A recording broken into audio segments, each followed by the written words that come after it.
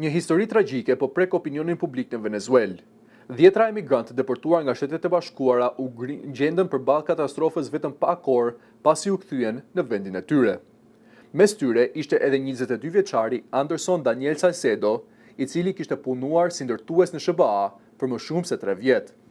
Pas 3 muajsh në një qendër të ndalimit për emigrantët, ai u riadetësua të mërkurën së bashku me mbi 140 venezuelian të tjerë, mes tyre edhe 7 fëmijë. Pas mbërritjes, autoritetet i dërguan në një hotel shtetëror për procedurat e pritjes së regjistrimit.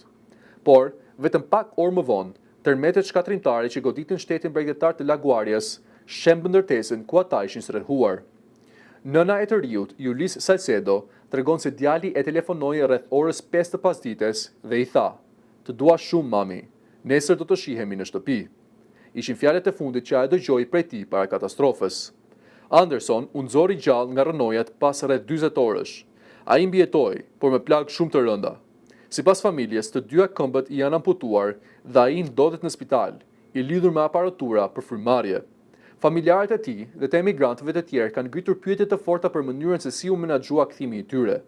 Ata kërkojnë të dinë pse të deportuarit u strehuan në ato hotel dhe pse telefonat dhe dokumentet e tyre u mbajtën nga autoritetet, duke e bërë edhe më të vështirë identifikimin dhe kërkimin e tyre pas shembjes së ndërtesës.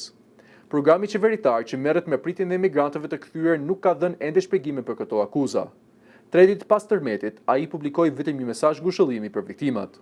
Sipas autoriteteve venezueliane, tërmetet kanë shkaktuar të paktën 1750 viktima, mijëra të plagosur dhe rreth 16.000 persona kanë mbetur pas tre. Gashtrati i spitalit, familja e Anderson Salcedos, kërkon drejtësi. Nëna e tij akuzon autoritetet për neglizhencë dhe kërkon përgjegjësi për tragjedinë që, sipas saj, shkatërroi jetën e djalit të saj dhe të tjetra familjeve të tjera.